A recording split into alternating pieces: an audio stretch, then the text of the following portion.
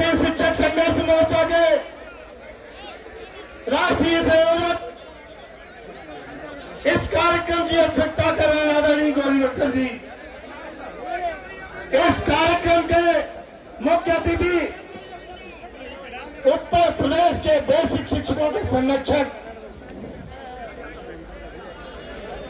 शिक्षक विधायक माननीय देवेंद्र प्रताप सिंह जी, अखिल भारतीय प्राथमिक शिक्षक के संघ के राष्ट्रीय महासचिव आदरणीय कमलाकांत भाटी जी, हमारे प्रदेशीय महामंत्री आदरणीय नरेश कौशिक जी, मंच पर विराजमान सभी सम्मानित राज्य तथा राष्ट्रीय स्तर के पदाधिकारीगण, मंच के सम्मुख बैठे हुए और हजारों की संख्या में एकत्र इस देश के सभी सम्मानित शिक्षक साथियों, शिक्षिका बहनों, पत्रकार बंधुओं और सुरक्षा में लगे हुए सभी सम्मानित सुरक्षागण साथियों, आज आप सब लोग जान रहे हो, समझ रहे हो कि 1 सितंबर का जो काला आदेश आया है उससे इस देश भर के 28 लाख बेसिक शिक्षक कर्मचारी शिक्षकों का नौकरी पर खतरा आ गया है। हम सभी लोग इस लड़ाई को उसी समय से लड़ रहे हैं। मैं धन्यवाद देना चाहूंगा आदरणीय गौरवरकर जी को, आदरणीय कमलाकांत त्रिपाठी जी को, जिन्होंने हम लोगों ने बैठ करके एक राष्ट्रीय मोर्चा का गठन किया जो परिणत आप सबकी दिखाई दे रही है।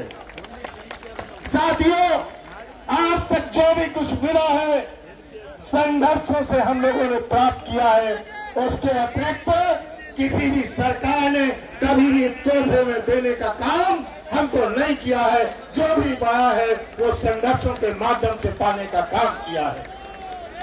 साथियों, अभय होकर बहे गंगा, हमें विश्वास देना है, हिमालय को शहादत से धुला आकाश देना है, हमारी शांति प्रियता को न समझे कोई कायरता, हमें फिर खून से लिखकर नया इतिहास देना है।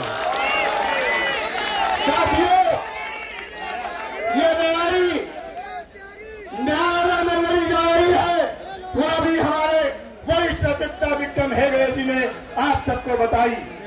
मैं धन्यवाद देना चाहूंगा देवेंद्र प्रताप सिंह जी को। सबसे अधिक और सबसे पहले उनको पीड़ा हुई और वो अगले ही दिन प्रदेश के मुख्यमंत्री माननीय योगी आदित्यनाथ जी से मिले।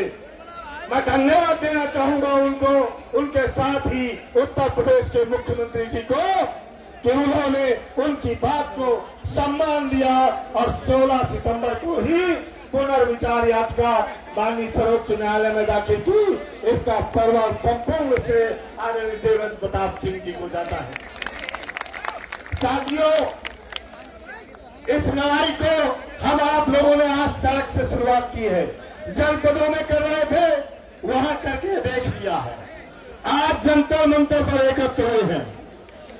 मैं यहां पर उपस्थित प्रशासन को बताना चाहता हूं कि एक सांकेतिक धरना है, ये सरकार से अनुरोध करने का धरना है।